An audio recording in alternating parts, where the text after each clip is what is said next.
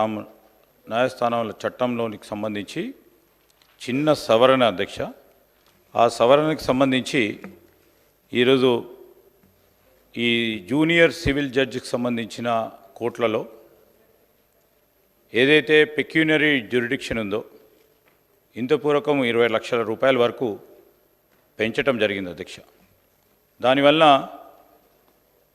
ఈ junior civil judges సంబంధించి కోర్టులో ఉన్న లిటిగేషన్స్ పెండెన్సీ పెద్దగా బర్డన్ పెరగటం, అదేవిధంగా సబ్ కోర్ట్స్కు సంబంధించి పని తక్కువై మెజిస్ట్రియల్ కోర్ట్స్లో పని ఎక్కువ కావటం, దీనివల్ల ఈ పెండెన్సీ కోర్ట్స్కు సంబంధించి ఇటు సివిల్ కోర్ట్స్ సబ్ కోర్ట్స్ సంబంధించి మెజిస్ట్రియల్ కోర్ట్స్ సంబంధించి ఒక దగ్గర పని తక్కువ కావటం, ఇంకో దగ్గర పని ఎక్కువ కావటం, దీంట్లో బ్యాలెన్స్ తీసుకురావాలి.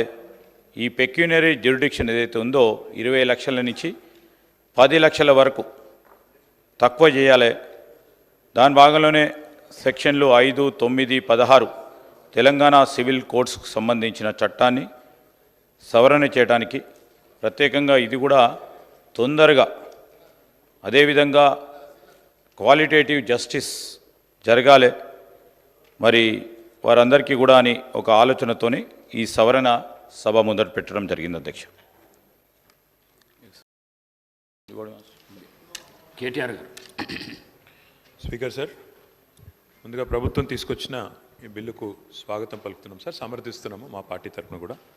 అయితే గౌరవ మంత్రి గారి దృష్టికి, గౌరవ ప్రభుత్వం దృష్టికి మా తరఫున, ఎందుకంటే న్యాయ వ్యవస్థ మీద ప్రజలకు అపారమైన విశ్వాసం ఉంది అధ్యక్ష.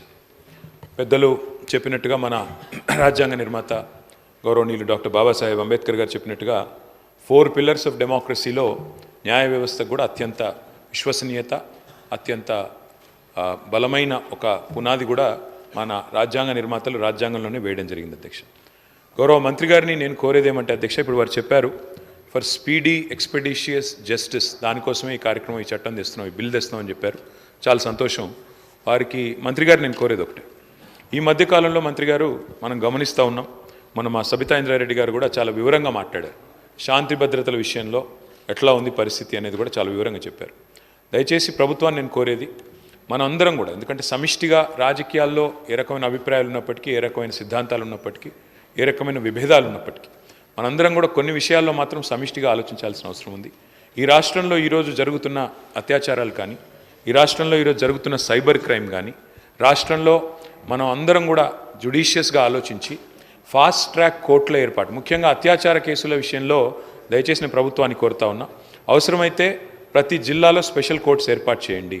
ఫాస్ట్ ట్రాక్ అంటే ఒక్కసారి ఇలాంటి నేరం జరిగినప్పుడు మళ్ళీ ఎవరు అలాంటి దుస్సాహసం చేయకుండా నిందితుడికి వెంటనే శిక్ష పడుతుంది, బాధితులకు న్యాయం వస్తుందనే విధంగా ప్రతి జిల్లాలో అవసరమైతే ప్రత్యేక ఫాస్ట్ ట్రాక్ కోర్టులు ఏర్పాటు చేయాలని ప్రభుత్వానికి మా విజ్ఞప్తి.